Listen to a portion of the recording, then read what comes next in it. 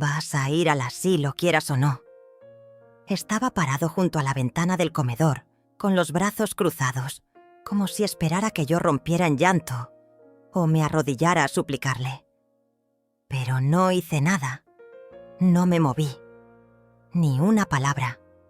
Solo lo observé. Me preguntaba, en silencio, si ese era realmente el hijo que yo había criado. El mismo que amamanté con mis pechos partidos de tanto dar. El que dormía aferrado a mi bata cuando tenía pesadillas. ¿Cómo puede la sangre volverse tan fría? No respondí. No porque no tuviera palabras, sino porque si abría la boca, se me salía el alma. Él bufó, molesto por mi silencio.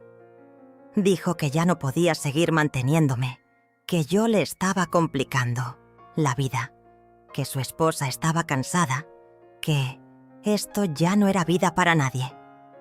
Como si yo fuera una carga, una deuda vencida, una caja vieja que estorba en medio de la sala. Me lo dijo todo sin levantar la voz, con esa calma que duele más que un grito. Yo solo pensaba, ¿qué hice yo para merecer esto? Pero ni él, ni nadie, tiene idea de lo que una madre calla. Fui a la cocina como si nada. Herví agua, preparé café. Mis manos temblaban. No por miedo, sino por la fuerza que estaba haciendo para no llorar. Me senté en la mesa y tomé mi taza lentamente. Escuché su voz al fondo, hablando por teléfono con alguien. Dijo que el asilo tenía espacio, que él se encargaría de todo, que en 2 días estaría resuelto. 2 días. ¿Tan poco valgo que bastan 2 días para deshacerse de mí? Apreté el borde de la taza. Recordé los años, todos, los buenos, los malos, las veces que comí menos para que él comiera más, las noches que no dormí por cuidarlo del asma, del miedo, de sus propias sombras. Todo eso, todo lo que fui y di, ¿ahora se resume a una decisión tomada sin mi voz? Yo sabía que este día iba a llegar. No exactamente así, no con esas palabras. Pero lo sentía en la forma en que Manuel me miraba desde hace meses. Como si yo le estorbara hasta al respirar.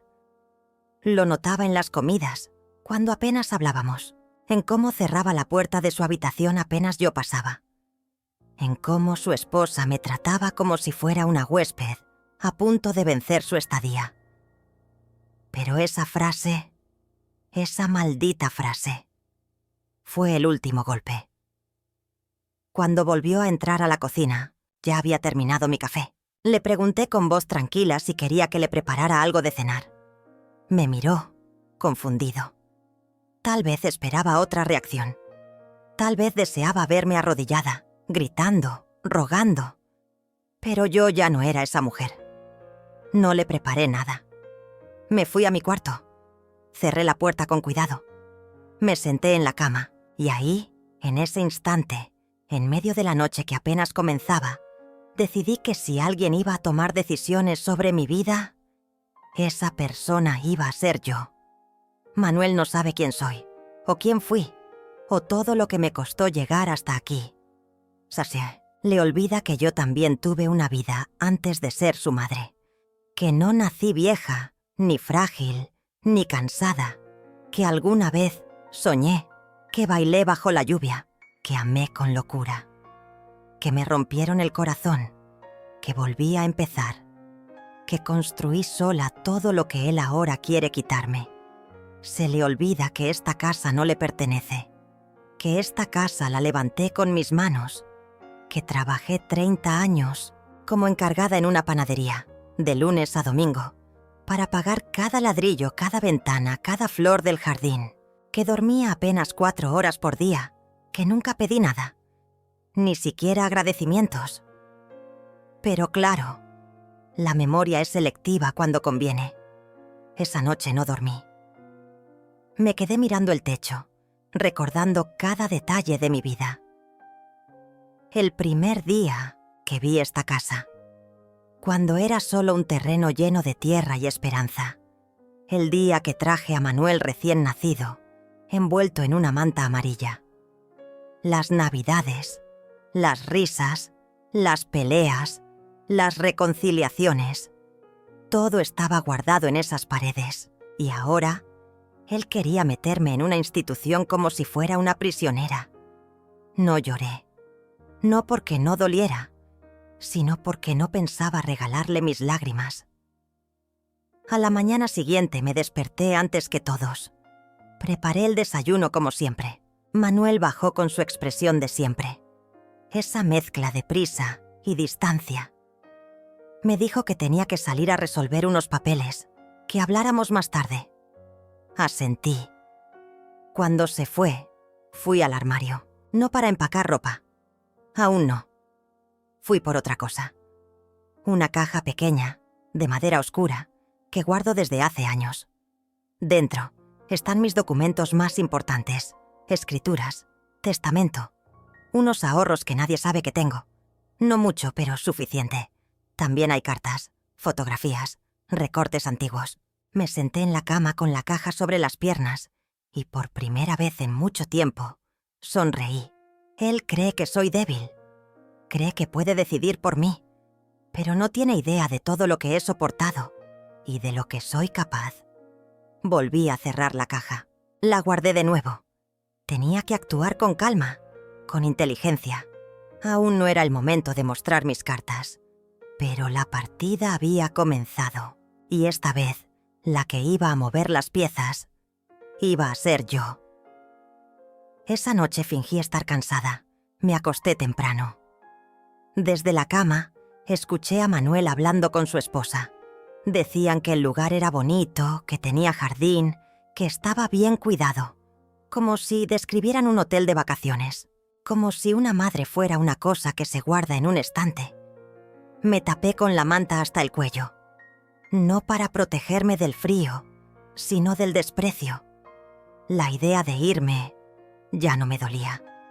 Lo que dolía era que ellos creyeran que podían decidirlo sin mí. Pero pronto entenderían. La siguiente semana iba a cambiarlo todo.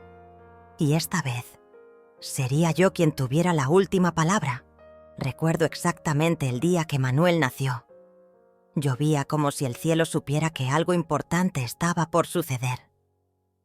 El médico me dijo que respiró fuerte desde el primer segundo, como si exigiera el mundo entero con ese primer grito. Y yo, tonta de mí, creí que eso significaba fuerza, que significaba vida. Nunca imaginé que también fuera una advertencia. Desde pequeño, Manuel fue un niño exigente. De esos que no lloran por hambre, lloran por capricho. Que no se conforman con lo que se les da, sino que quieren lo que no les corresponde.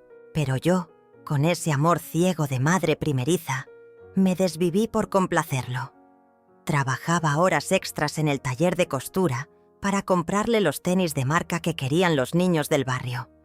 Me endeudé para pagarle una escuela particular, creyendo que eso lo mantendría lejos de los vicios y las malas influencias. Me tragaba las lágrimas y las noches sin dormir, con tal de verlo avanzar. Cuando murió su padre, mi esposo, Ernesto, Manuel tenía apenas 15 años. Fue un golpe duro para los dos. Pero lo que más me dolió no fue el luto.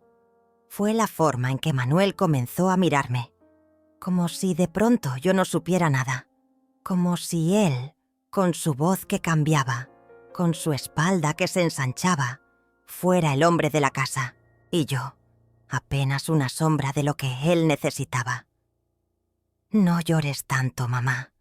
De algo tenía que morirse», me dijo una noche, mientras yo aún abrazaba la almohada de Ernesto. Desde entonces, las cosas cambiaron. Ya no me consultaba nada. Salía sin decir a dónde. Me hablaba como si yo fuera su criada, su carga, su molestia. Pero aún así, yo no podía dejar de justificarlo. «Es la adolescencia», me repetía. Está dolido por la muerte de su padre, y seguía preparándole su comida favorita, seguía lavándole la ropa, Seguía esperando que algún día volviera a abrazarme como cuando era niño. Pero ese abrazo nunca volvió. Pasaron los años. Manuel creció, se convirtió en ingeniero, consiguió un buen trabajo en la ciudad y se mudó. Yo me quedé en esta casa que construimos con tanto sacrificio, ladrillo a ladrillo, cuando Ernesto aún vivía. Cada rincón tiene una historia, un recuerdo, una herida. Pensé que cuando Manuel estuviera bien posicionado, volvería. No a vivir, pero sí a visitarme, a compartir un café, a interesarse por cómo estaba. Pero las llamadas se hicieron cada vez más esporádicas. Los mensajes, inexistentes. Y cuando venía, lo hacía con prisa. Apenas saludaba, miraba el reloj y se iba.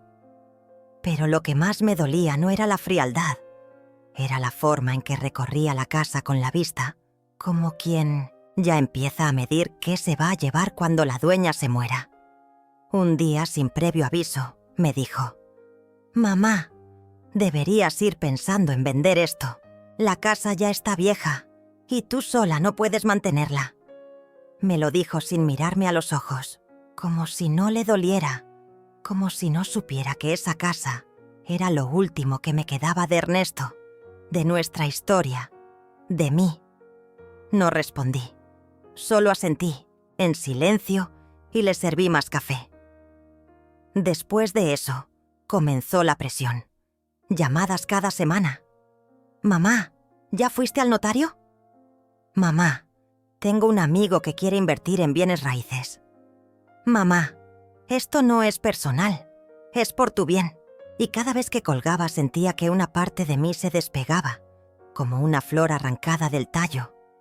Me aferré a mi rutina, mis plantas, mi costura, mis caminatas por el barrio. Pero la sombra de su ambición ya estaba en cada rincón de mi casa. Cada vez que abría un cajón, sentía que estaba preparándome para desaparecer. Hasta que una tarde, mientras regaba los rosales, lo vi llegar. Su auto nuevo, su traje de oficina, su perfume caro y su rostro duro. Ya hablé con el abogado. «Mamá, si no firmas los papeles me veré obligado a tomar otras medidas. Esta casa me corresponde, te guste o no». Ahí fue cuando algo se quebró, pero no en mí, en él. Porque mientras me decía eso, yo no lloré, no me alteré, solo lo observé. Y en ese silencio creo que por primera vez entendió que ya no tenía poder sobre mí, que la Thelma que él creía frágil ya no existía. Esa noche me encerré en mi habitación. Saqué el cuaderno donde llevo escritos todos los gastos que he hecho desde que murió Ernesto. ¿Cuánto costó la educación de Manuel? ¿Cuánto invertí en la casa? ¿Cuántas veces renuncié a comprar algo para mí por dárselo a él? Cada cifra era una herida, cada número, una traición. Y en esa madrugada comprendí algo que me dolió más que todo lo anterior. Mi hijo no me amaba, solo me necesitaba para heredar. Entonces tomé una decisión. No iba a cederle nada, ni una pared, ni una silla, ni una maceta. A la mañana siguiente fui al mercado. Caminé por las calles como siempre, pero con los ojos nuevos, como si cada paso fuera parte de un plan secreto que apenas comenzaba a nacer. Vi a doña Clara, la notaria retirada. La saludé y le pregunté: «¿Todavía haces trámites de herencia?». Ella me miró con sorpresa y luego con respeto. «Para ti, Thelma». «Claro que sí». Ahí empezó mi preparación. Fui recabando documentos, títulos de propiedad, recibos de pago. Busqué actas, escrituras, incluso la vieja carta donde Ernesto dejaba constancia de que la casa sería siempre mía, sin condición.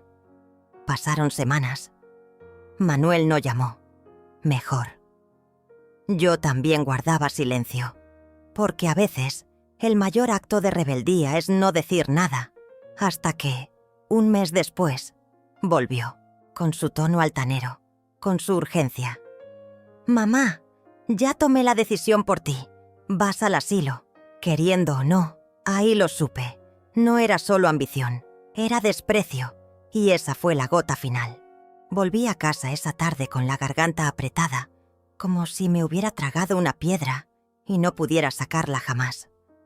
Había algo en el aire, algo que no era nuevo, pero que se había vuelto más denso, más evidente, como una neblina que ya no se molesta en ocultarse. Era el desprecio, el de Manuel, el de mi propio hijo. Lo sentía en los platos que dejaba en la mesa sin recoger, en la forma en que su voz subía de tono cada vez que me dirigía la palabra, en el modo en que evitaba mirarme a los ojos, como si yo no fuera más que un objeto más de la casa. Y esa noche fue diferente, porque no gritó, no lanzó nada al suelo, no me insultó directamente. Fue peor. Se limitó a sentarse frente a mí en el comedor, mientras yo terminaba de servir la cena. Me miró en silencio, con una calma que me heló la sangre. «Ya hablé con el licenciado Morales», dijo de pronto, cortando la carne sin mirarme. «Ya está todo listo. Esta casa queda a mi nombre. Y tú vas al asilo». Queriendo o no, no respondí. Ni un suspiro, ni una lágrima. Tomé mi servilleta y la coloqué sobre mis piernas con la misma lentitud de siempre. Sentí como algo dentro de mí se encogía, como si mi alma se arrugara de miedo. Pero no dije nada, porque en ese silencio yo también estaba decidiendo algo. Esa noche no dormí. Caminé por el pasillo, de una punta a la otra. Las sombras se alargaban sobre las paredes, como si la casa misma me estuviera observando. «¿Cómo llegamos hasta aquí?», me pregunté. ¿En qué momento mi hijo se convirtió en alguien capaz de mirar a su madre como si fuera un estorbo? Pero ya no bastaba con preguntas. Al día siguiente comencé a hacer algo que no hacía desde hacía años: escribir. Tomé un cuaderno viejo y empecé a semanotar fechas, nombres, datos. Como si mi vida fuera un expediente que necesitaba revisar con lupa. Recordé la escritura original de la casa, los documentos guardados en una caja que estaba bajo llave en el fondo de mi armario. Y recordé también algo más, que aún no había firmado nada, que esa transferencia aún no estaba hecha, que legalmente esa casa seguía siendo mía. Y si él pensaba que yo iba a entregársela como si fuera un trapo viejo, no me conocía, no lo suficiente. Empecé por lo pequeño. Vendí algunas piezas de plata antiguas que había heredado de mi madre. Luego, algunas joyas que estaban guardadas desde hacía décadas. Todo en silencio. Todo sin levantar sospechas. Manuel pensaba que yo seguía siendo la mujer sumisa que lavaba su ropa y le servía el desayuno sin quejarse. Pero no, ya no. Un día antes de su siguiente visita con el abogado, lo escuché hablar por teléfono en el balcón. No sabía que yo estaba detrás de la cortina, escuchando. «Sí, ya está todo listo». La vieja no dice nada, solo cocina y camina, por ahí como alma en pena. «No hay problema. En una semana firmamos y ya puedo empezar con las remodelaciones. Esa cocina la voy a tirar entera». No lloré, pero esa frase, esa maldita frase, la vieja. Así me llamaba. La vieja. No mamá, no mi madre, no la mujer que me dio la vida. Solo la vieja. Y ahí, en ese instante, exacto, supe que no había más tiempo que perder. Tenía que proteger lo poco que me quedaba de mí, lo que él no iba a destruir. Me levanté temprano al día siguiente y fui al banco. Abrí una cuenta nueva, con otro apellido. Tomé precauciones que nunca antes había tomado. Cambié contraseñas, guardé copias de documentos en lugares distintos y volví a leer la escritura de la casa, línea por línea, como si fuera una novela trágica. Y ahí, justo ahí, en esa relectura, encontré un detalle que había olvidado. una cláusula que me permitía anular cualquier cambio si demostraba coacción o abuso. Guardé esa página como si fuera oro. Las humillaciones continuaban. Manuel no se cansaba. Cada día tenía una nueva forma de hacerme sentir menos. A veces simplemente me ignoraba. Otras, llegaba con bolsas de supermercado y las dejaba caer sobre la mesa con fuerza, como si yo fuera su empleada. Ni una palabra, solo órdenes, solo miradas que cortaban. Una noche, cuando la tensión era tan espesa que casi se podía masticar, le preparé su plato favorito, sopa de flor de calabaza, como cuando era niño. Pensé, en mi ingenuidad todavía latente, que al probarla, recordaría algo. Algún momento feliz. Alguna risa. Algún abrazo de los tiempos en que él aún era un niño con las manos pequeñas que buscaban refugio en mi falda. Pero no. Tomó la cuchara, probó una vez y dijo con desdén: «Estás sosa, como tú». Me quedé helada. No por la frase, sino porque en su tono ya no había ni siquiera enojo. Era indiferencia, total, absoluta, como si ya no existiera. Y fue ahí cuando decidí que no podía seguir sola en esto. Pensé en alguien, en la única persona que siempre me habló con ternura cuando coincidíamos en el mercado, aunque hacía años que no nos sentábamos a conversar. Alina Cardoso, la vecina de la esquina, la que cuidaba a su madre enferma hasta el último aliento, la que me ofreció ayuda más de una vez cuando me veía cargando las bolsas sola. No éramos íntimas, pero había en ella una luz que me hacía sentir que aún quedaba algo bueno en este mundo. Fui a buscarla. Caminé hasta su casa con el corazón en la garganta. Y cuando me abrió la puerta, con su cabello recogido y su delantal lleno de harina, solo le dije: «Necesito hablar». Y no sé con quién más hacerlo. Me hizo pasar sin preguntar nada. Me senté en su cocina que olía a pan recién horneado y solté todo. Cada palabra, cada golpe invisible, cada noche de silencio, cada gesto de desprecio. Alina me escuchó, sin interrumpirme. No me ofreció consuelo barato. Solo tomó mi mano cuando terminé y me dijo algo que aún retumba en mi memoria. «No estás sola y no tienes que regalarle tu vida a quien no la valora». Ese día, algo cambió en mí. Volví a casa diferente. Ya no caminaba con la espalda encorvada ni los hombros caídos. Me sentía como si, por primera vez en mucho tiempo, tuviera un plan. Uno verdadero. Uno mío. Y Manuel lo notó. Me miró con los ojos entrecerrados como si sospechara algo. Pero no dijo nada. Solo frunció el ceño y siguió revisando su teléfono. Yo, en cambio, sonreí, porque sabía que el tiempo de él se estaba acabando y el mío recién comenzaba. Alina cumplió su palabra. No solo me escuchó esa primera vez, empezó a visitarme con frecuencia, sin hacer ruido, como si supiera que en esta casa cualquier susurro podía volverse dinamita. Me traía pan casero. A veces solo se sentaba en el patio conmigo a ver las hojas caer, y poco a poco se fue volviendo una presencia constante, una compañía que no necesitaba muchas palabras. Su manera de estar era un alivio en medio de tanta sombra. Una tarde, mientras preparábamos juntas un poco de café de olla, me miró con esos ojos tranquilos y me dijo algo que me estremeció. «Thelma, si tú decides irte, yo te ayudo. A donde sea. No necesitas decirme cuándo, solo dime que lo vas a hacer». No respondí de inmediato. Me limité a observar el vapor subir desde la olla como si contuviera mis pensamientos. Pero por dentro, algo se encendía. Por primera vez sentí que no solo podía escapar, podía empezar de nuevo. Esa noche, en mi cuarto, abrí el cajón donde guardaba mis papeles importantes. Saqué la escritura de la casa y la observé durante largo rato. Ahí estaba mi nombre, en tinta negra, Thelma Valentino, era mía.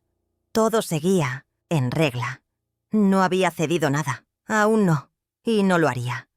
Empecé a reunir todo lo que necesitaría para desaparecer. Documentos, algo de dinero que fui sacando poco a poco, sin levantar sospechas.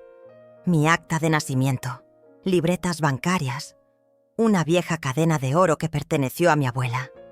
Escondí todo en una caja de galletas vacía que guardé bajo un falso fondo en el ropero.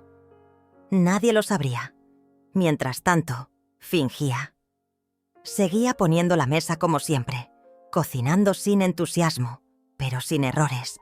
Manuel parecía distraído, más ocupado con sus llamadas, con sus planes de inversión, con las remodelaciones que ya imaginaba para una casa que aún no era suya. Pero empecé a notar un detalle inquietante. Me revisaba. A veces entraba a mi habitación sin avisar, con la excusa de buscar una pluma o preguntarme si había visto sus llaves. Se quedaba unos segundos más de lo necesario, como si inspeccionara algo. Sus ojos recorrían los cajones, los estantes. Buscaba pruebas. No sabía qué exactamente, pero me sentía observada. Por eso fui más cuidadosa. Empecé a memorizar los lugares donde guardaba mis cosas, a tomar fotos con mi teléfono viejo por si alguien las movía. Todo tenía que estar medido, cada gesto, cada palabra. Fue entonces cuando Alina me ofreció una posibilidad que nunca había considerado. Mi prima vive en Valle de Bravo. Tiene una casa pequeña pero tranquila. No pregunta mucho. Podrías empezar ahí. Me quedé en silencio. El nombre resonó en mi mente como un eco lejano. Valle de Bravo. No era el lugar. Era la promesa. Un nuevo aire. Una nueva Thelma. ¿Y cómo llegaría hasta allá? Pregunté, bajito. Yo te llevo, dijo sin dudar. Fue ahí cuando decidimos que la partida tenía que ser exacta, rápida, sin margen de error. El plan comenzó a tomar forma. Un viernes por la mañana, mientras Manuel estuviera en su reunión semanal, con el abogado Morales, yo saldría por la puerta trasera con una sola maleta y me encontraría con Alina en la esquina. Ella tendría todo preparado. El coche, el camino, el silencio. Me comprometí con un solo objetivo: dejarlo todo en orden antes de irme. Que él encontrara la casa intacta, limpia, como una herencia vacía. Solo los muebles y las paredes. Nada más. Porque ya había comenzado a vender, poco a poco, los objetos con valor. No los grandes, no los obvios, pero sí los que él nunca notaría hasta que los necesitara.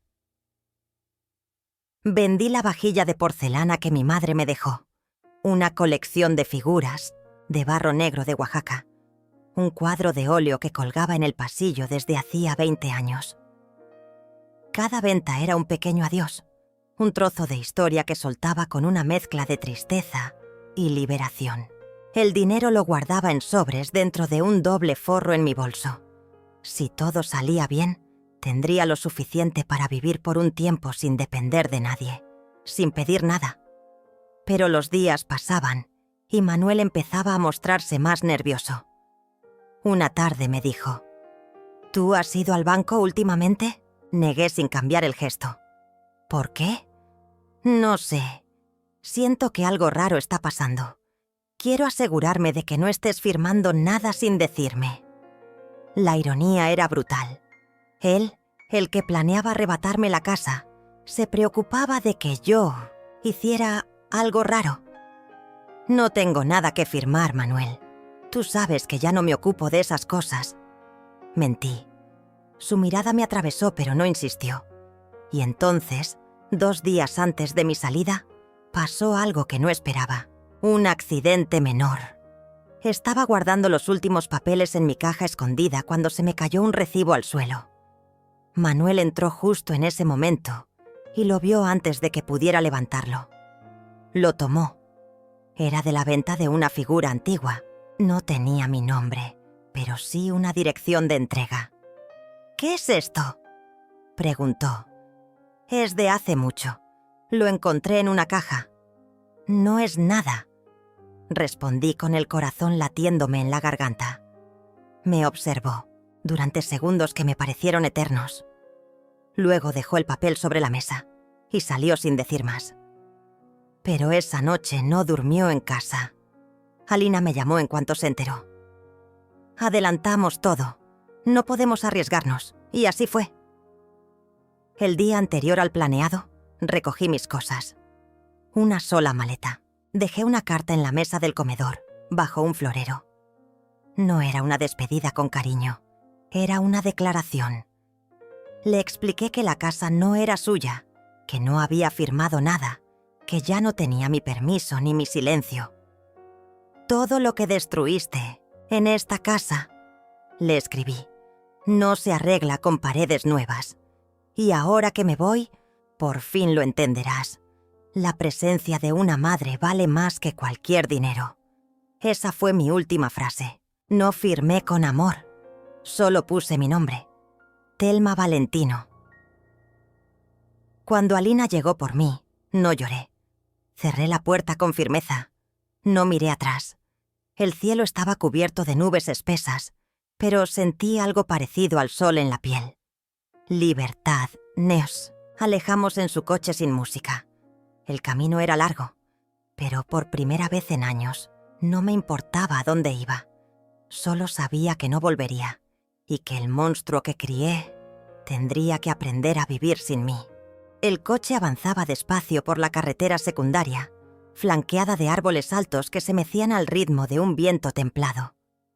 Alina mantenía ambas manos firmes sobre el volante y yo miraba por la ventana como si la vida pasara por primera vez. Atrás quedaba la casa. Atrás quedaba Manuel. Atrás quedaba esa versión rota de mí que había soportado demasiado. Ninguna de las dos hablaba. A veces los silencios no necesitan llenarse. El mío estaba poblado de imágenes, de frases que nunca dije, de gritos que ahogué por años. El de Alina, creo, era el silencio de quien comprende el peso de lo que se deja atrás. Pero mientras nos alejábamos hacia el horizonte, en esa casa que dejé intacta como una carcasa vacía, Manuel regresaba a su prisión dorada. Aparcó su coche en la entrada sin notar nada raro. Entró hablando por teléfono, con esa voz aguda que usaba para cerrar negocios, que nunca eran lo que decía. Cruzó la sala sin mirar el florero ni la carta debajo. Se sirvió un vaso de agua, pateó sus zapatos, al rincón se dejó caer en el sillón. Fue entonces cuando algo le golpeó. El silencio, un silencio distinto. No el de siempre, no el de una madre callada por costumbre. Era otro, más pesado, más profundo, un hueco, un eco. Se levantó y caminó por la casa. Llamó mi nombre una vez, 2, 3, nada. Subió las escaleras y encontró la habitación vacía.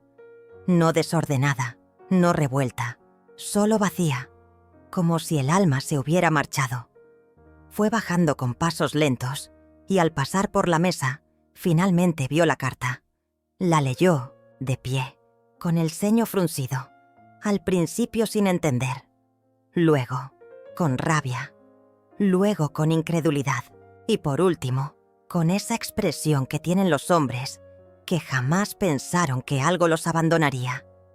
Rompió el papel, lo lanzó al suelo, dio una patada al florero, que se estrelló contra la pared. «¡No tienes derecho!», gritó a la nada, a una mujer que ya no estaba ahí para escucharlo.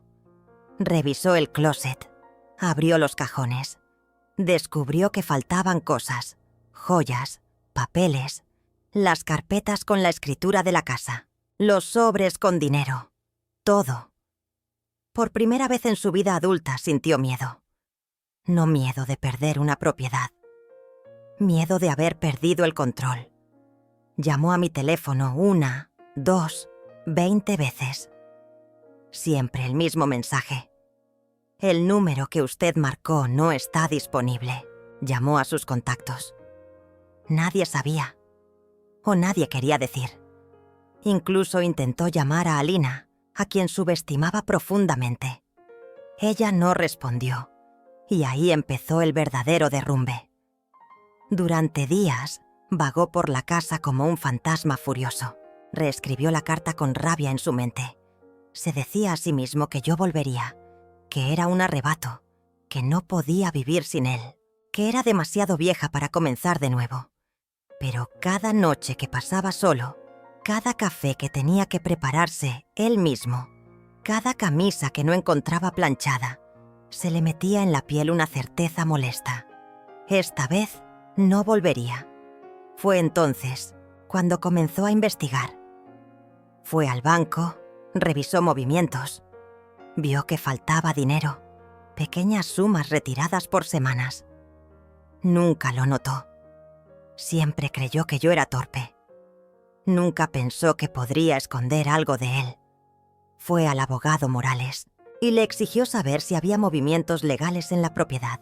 Morales, incómodo, le dijo que yo había pedido una copia certificada de la escritura. Nada más, sin firmas, sin donaciones, nada. Entonces, ¿sigue a su nombre?, preguntó con la voz crispada. Sí, todo sigue siendo de su madre. ¿Y si la vendo sin su firma? Morales levantó la ceja. No puede. Legalmente no tiene ningún derecho. Y esa fue la gota. Manuel entendió que no solo me había perdido, me había subestimado. Empezó a hablar con vecinos, a preguntar por alguna amiga, pero nadie decía nada. Incluso se acercó a la casa de Alina, golpeó la puerta, pero nadie respondió. Supo que ella también se había ido por unos días. Eso lo enfureció aún más. Comenzó a beber. No de manera violenta. No como en las películas. Lo hacía en silencio, sentado frente al televisor encendido en canales que no veía. Botellas que se vaciaban sin ruido. Comida sin sabor. Días sin propósito. Y en ese abismo comenzó a mirar la casa con otros ojos. Al principio era su trofeo, su herencia adelantada, pero ahora era una prisión con paredes que recordaban que no sabía lavar, ni cocinar, ni dormir sin alguien que le bajara la voz del televisor. Una mañana, despertó y encontró la sala cubierta de polvo. Se dio cuenta de que el refrigerador estaba vacío, que no quedaba café, que el baño olía a encierro. Y entonces rompió en llanto. No un llanto de niño, no uno ruidoso. Fue un llanto bajo, casi vergonzoso, un quejido entre los dientes, porque por primera vez sintió lo que nunca imaginó sentir: abandono. Y esa era la verdadera venganza. No los papeles, no el dinero, no la carta, sino la ausencia. La mía. Esa madre que siempre estuvo, incluso cuando no merecía compañía.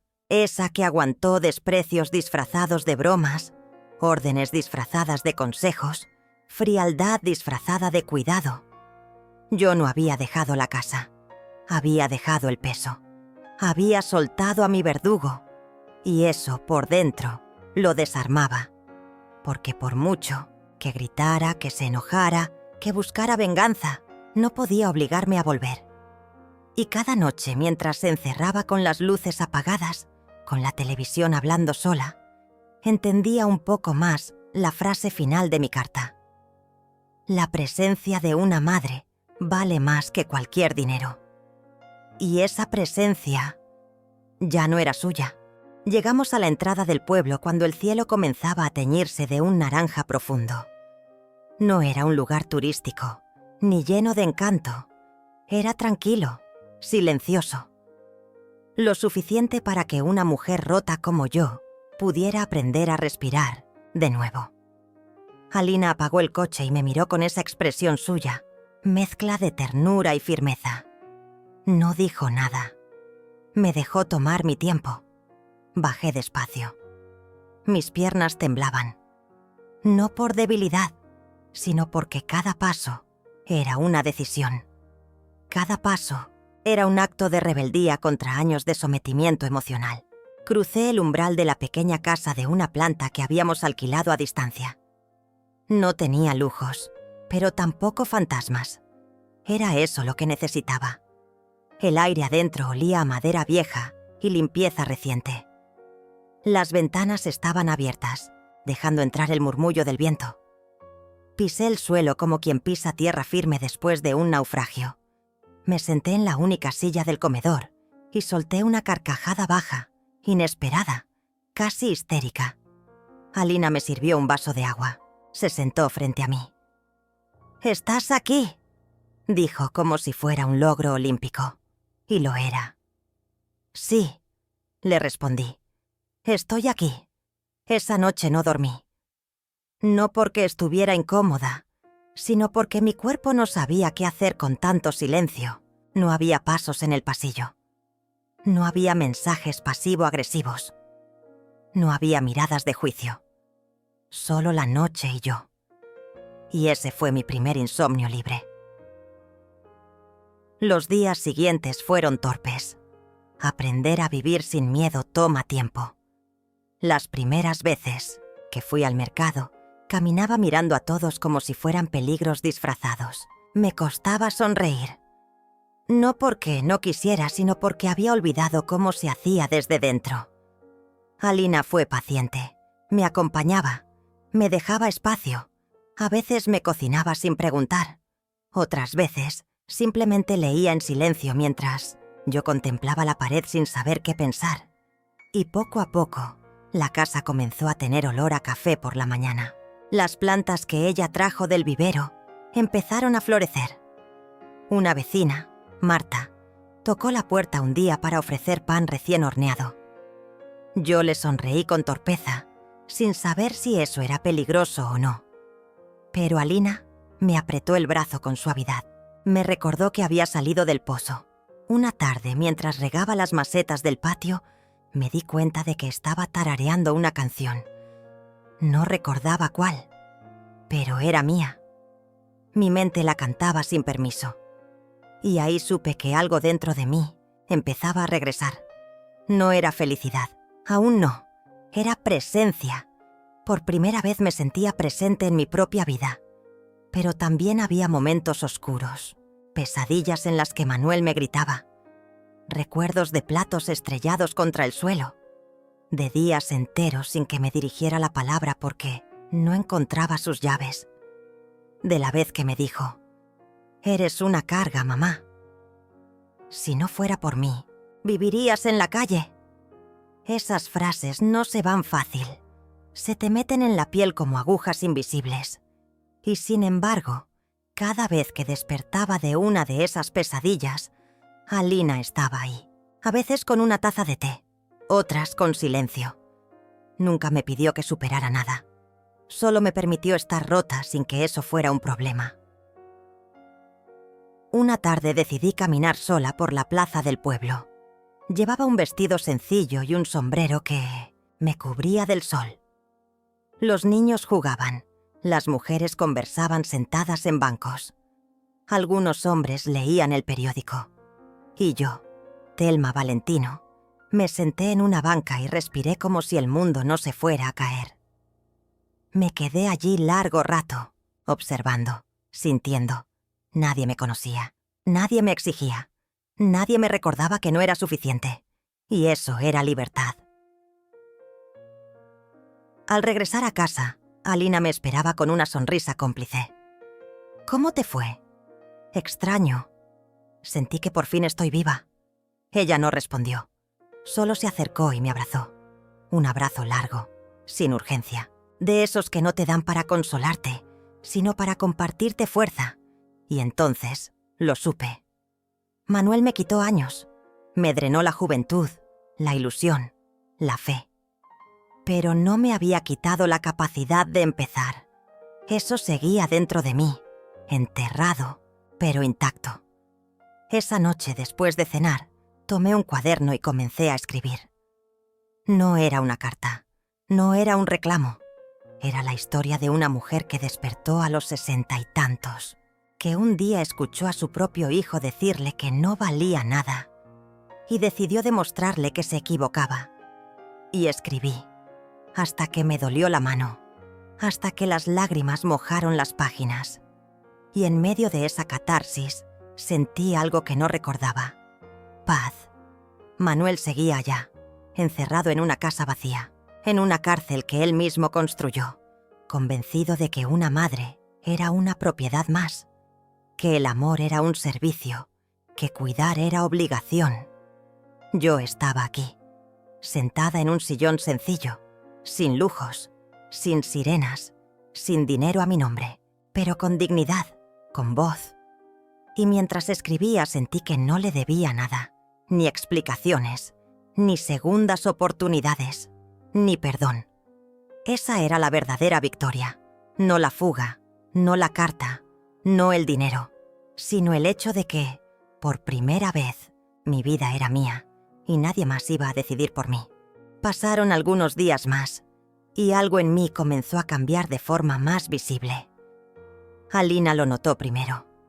Me levantaba antes, cocinaba con más frecuencia, incluso decoré un poco la casa. Puse cortinas nuevas con un estampado floral sencillo que me recordaba los veranos en casa de mi abuela. Esa era la señal más clara de que, en lo profundo, empezaba a sentir que este lugar podía ser un hogar. Una tarde, mientras regaba las plantas del patio trasero, Alina salió con su móvil en la mano. Su rostro estaba serio. Me lo tendió en Mintos Dios. Silencio. Había una llamada perdida. De Manuel. No pregunté cómo había conseguido su número. No me sorprendía. Si algo sabía hacer era encontrarme cuando le convenía. Pero no devolví la llamada. No le debía eso. Me limité a devolverle el móvil a Alina y seguí regando como si nada. Ella no insistió.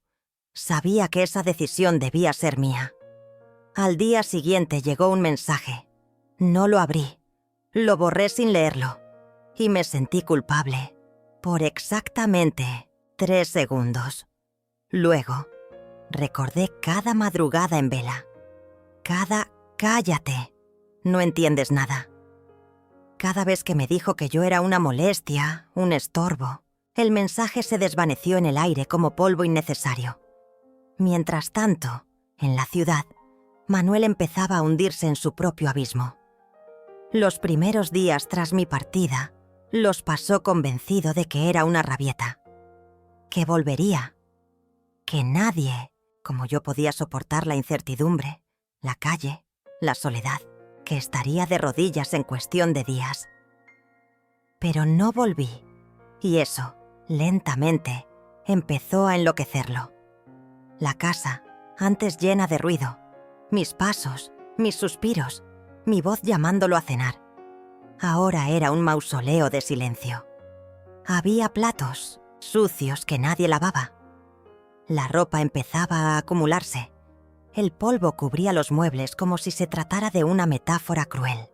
Y él, Manuel Valentino, tan acostumbrado a mandar, no sabía ni dónde estaba el detergente.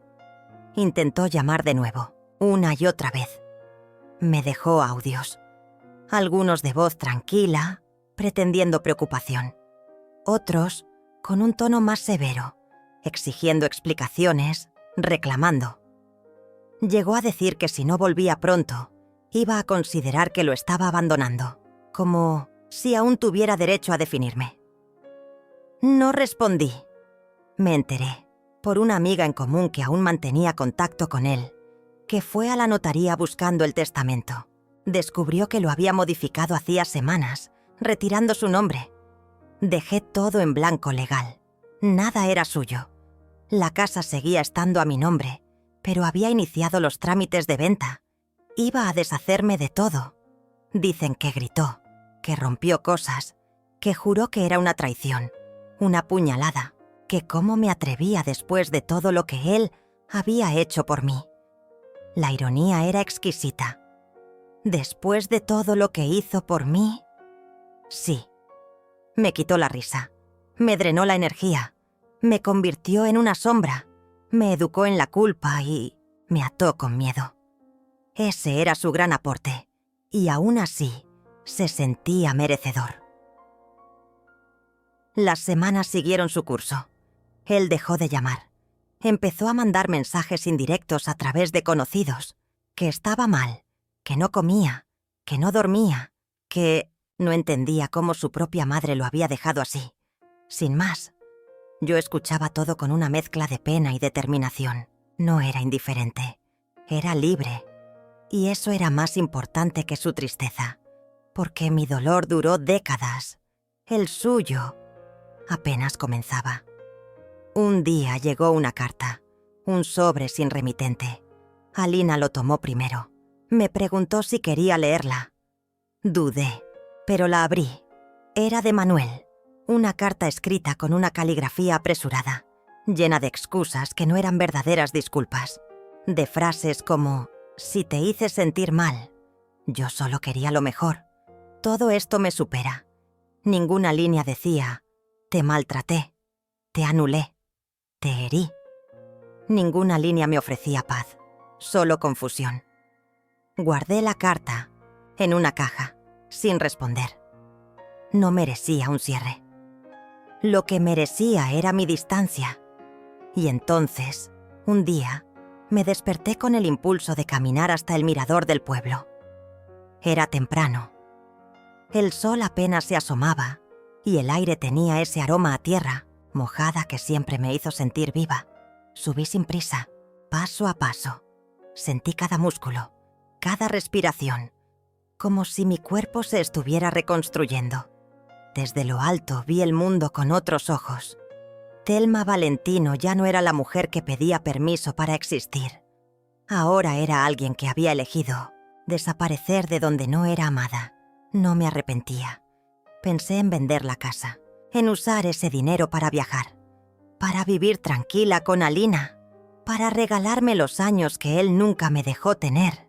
Y lo haría, porque era mía, porque por primera vez todo lo que yo tenía, mi cuerpo, mis decisiones, mis afectos, también era mío. Y en ese instante, el viento sopló fuerte, como si la vida misma me susurrara: «Estás exactamente donde debes estar». No era una venganza, no era castigo, era justicia emocional. Manuel aprendería si quería que una madre no es eterna, que no se puede pisotear un corazón y esperar que siga latiendo por ti. Yo ya no latía por él, latía por mí. Manuel no supo cuándo comenzó a sentir que la casa ya no le pertenecía. Al principio fingió que era temporal. Se dijo a sí mismo que yo estaba exagerando, que necesitaba tiempo para tranquilizarme, que volvería en cuanto se me pasara la tontería. Pero a medida que pasaban los días y no regresaba, el silencio comenzó a multiplicarse en las esquinas. Ya no era simplemente una ausencia, era una condena. La cocina amanecía fría. No había olor a café. Nadie abría las ventanas. El polvo comenzó a instalarse como un huésped que sabía que no sería expulsado. La casa, sin mi presencia, se volvió inhóspita para él. Y eso, para Manuel, era incomprensible, porque toda su vida me había visto como un mueble útil, una extensión de la casa, una especie de entidad sin voluntad que servía sin preguntar. No entendía que el alma de ese hogar era yo, y que, al irme, me la llevé conmigo. Alina me observaba, en silencio cada mañana. Sabía que algo dentro de mí se estaba reordenando. No hablábamos mucho sobre Manuel, pero ambas sabíamos que él estaba intentando rastrear mi sombra. Lo hacía a través de llamadas perdidas, mensajes que nunca respondía, y rumores que me llegaban como ecos lejanos. Había ido al banco, a la notaría, incluso a casa de una prima lejana con la esperanza de que alguien supiera de mí. Pero yo me mantuve invisible. No por miedo, sino por dignidad. Una tarde cualquiera, mientras caminábamos con Alina por el mercado local, vi una planta de interior que siempre me había gustado. Una hiedra enredada, con hojas fuertes y verdes. La compré sin pensarlo. Cuando llegamos a casa, La puse en una repisa junto a la ventana, donde el sol le daba por la mañana. Me sorprendí a mí misma hablando con ella mientras la acomodaba. Aquí vas a estar bien. Yo también lo estoy. Esa noche soñé con Manuel, pero no era el hombre grosero y autoritario que me gritaba que lo estaba arruinando todo. Era un niño. Lloraba en una habitación vacía, rodeado de juguetes rotos, preguntando por qué lo había dejado. Me desperté con una mezcla de culpa y liberación, porque, aunque lo había dejado solo, también era cierto que me había dejado sola a mí durante años. Los días siguieron, y con ellos vinieron más noticias de su deterioro. Un conocido en común, el esposo de una vecina que aún tenía contacto con él, me contó que ya no iba al trabajo, que vivía encerrado, malhumorado, gritando por teléfono a quien se atreviera a mencionarme, que había comenzado a beber, que una vez incluso lo encontraron dormido en el sofá, rodeado de botellas, con la televisión encendida repitiendo un programa de cocina. El mismo que yo veía cada tarde. Su arrogancia había comenzado a resquebrajarse. Sin mí, no tenía a quién culpar por su frustración. No había a quien exigirle soluciones. No había a quien humillar para sentirse más grande. Y por primera vez, debía habitarse a sí mismo. Y no sabía cómo. Recibí una carta manuscrita. No tenía remitente, pero reconocí la letra. Era de él. Un intento torpe de disculpa, mezclado con súplicas y manipulaciones disfrazadas de preocupación. Decía cosas como: «No entiendo por qué lo hiciste así. Podríamos haberlo hablado. Yo también estoy sufriendo». No había un solo «lo lamento». No había una pizca de verdadera introspección, solo una cadena de frases diseñadas para hacerme volver a girar en su órbita. Rompí la carta en pedazos pequeños, la quemé en el lavadero y observé cómo las cenizas se deshacían en el aire. Fue la primera vez en años que sentí verdadero alivio. No necesitaba su aprobación ni su perdón. Él no tenía poder sobre mí, ni siquiera con sus palabras. Mientras tanto, la venta de la casa avanzaba.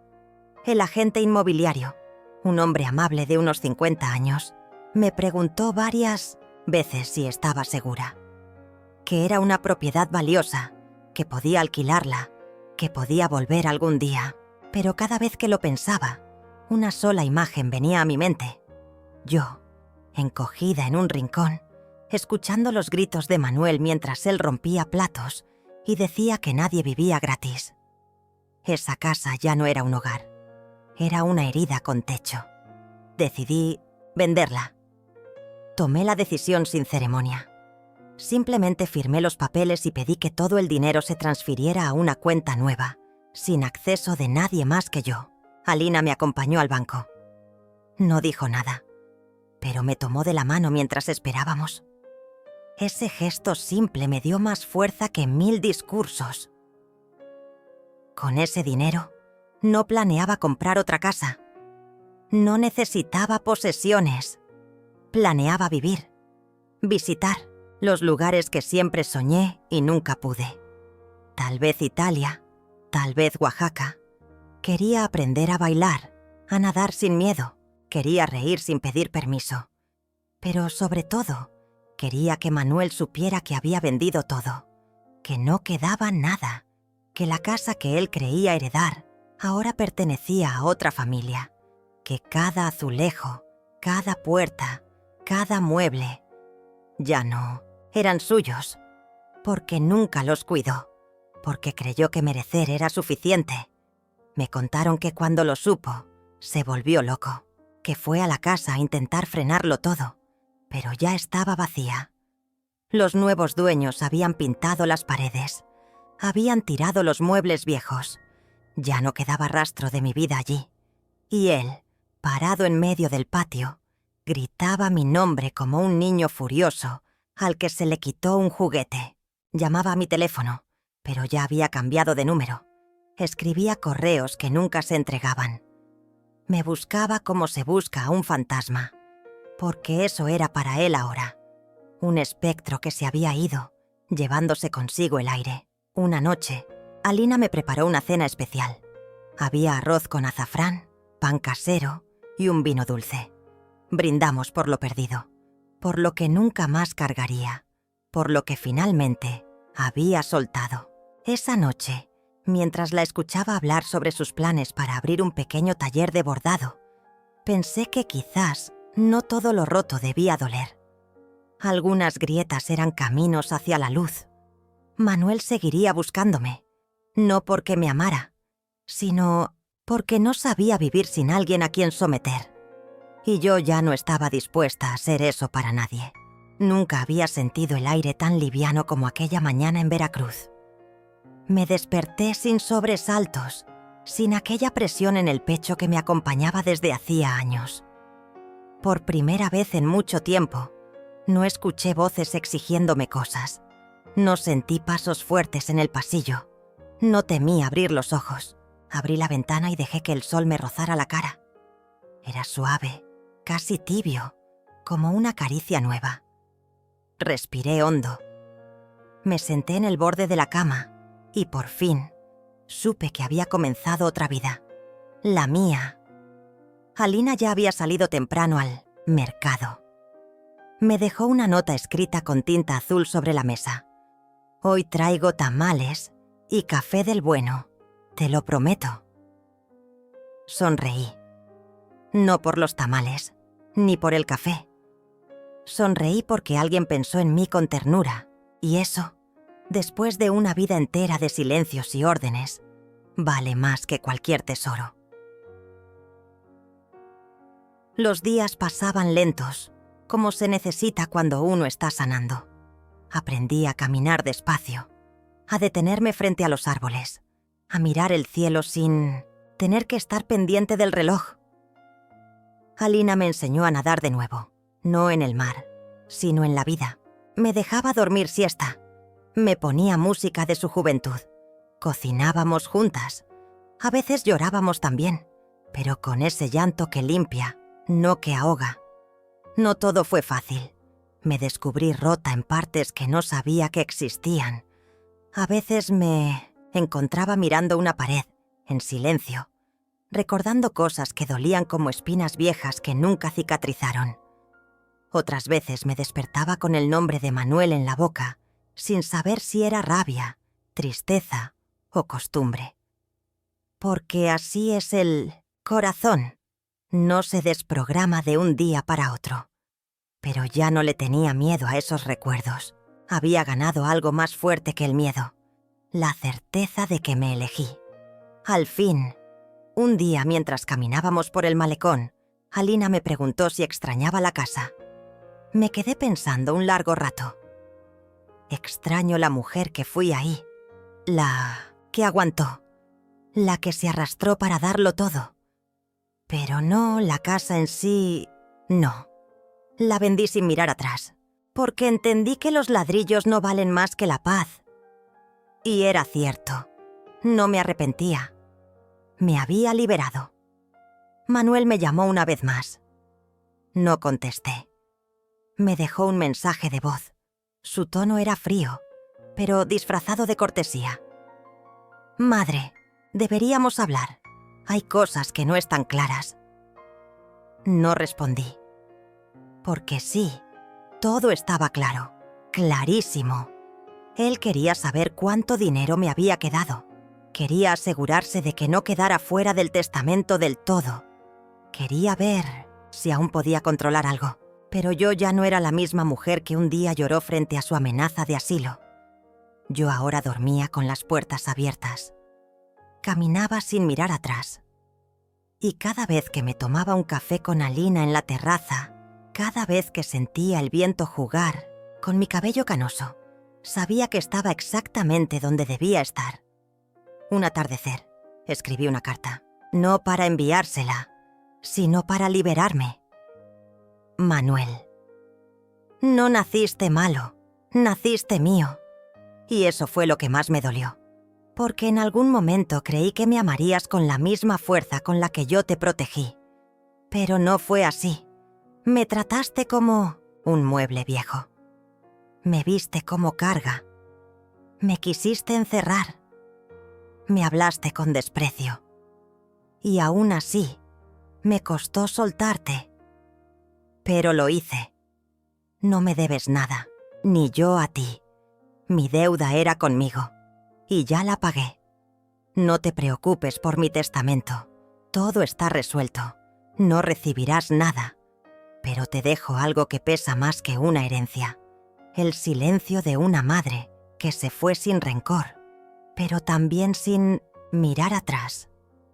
Ojalá un día, si la vida te sacude fuerte, recuerdes esto. No hay dinero que reemplace una madre viva. Yo ya no estoy ahí. Y ya no volveré. Thelma. Guardé la carta en una caja y la enterré cerca del jardín de la casa que compartía con Alina, no para esconderla, sino como quien entierra una vida que ya no quiere cargar. Meses después, conocí gente nueva. Mujeres que también habían huido de historias parecidas. Mujeres que aprendieron tarde a decir que no. Nos reuníamos a tomar té, a caminar por la orilla del mar, a contarnos secretos como niñas grandes. Reíamos, llorábamos y, sobre todo, nos sosteníamos. Una de ellas, Rosario, me dijo una tarde: «Thelma, tú eres valiente». Me reí. «No, Rosario, solo estoy cansada de no serlo». Y tenía razón.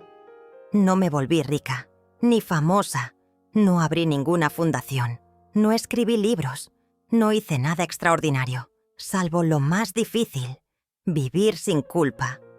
Aprendí a bailar sola, a comer sin apuro, a mirar al espejo sin buscar errores, a escuchar mi propia voz y confiar en ella, a dormir con el corazón en calma. Y eso, a mi edad, es una revolución. Ya no me pregunto qué habría pasado si Manuel me hubiera amado distinto, porque ya entendí que el amor, si se mendiga, se convierte en cárcel. Hoy camino ligera. Hoy no tengo miedo. Hoy sé que fui madre, pero también soy mujer. Y sobre todo, soy libre, porque un día me obligaron a elegir entre el asilo y la obediencia. Y yo, sin decir palabra, elegí el silencio, para después elegir la vida. Vendí todo, no por venganza, sino para recordarle, a él y a mí, que la presencia de una madre vale más que cualquier dinero. Y si algún día escucha mi nombre, que no sea por lo que di, sino por lo que ya no estaba dispuesta a seguir perdiendo. Thelma Valentino, mujer, madre, y ahora, dueña de sí misma.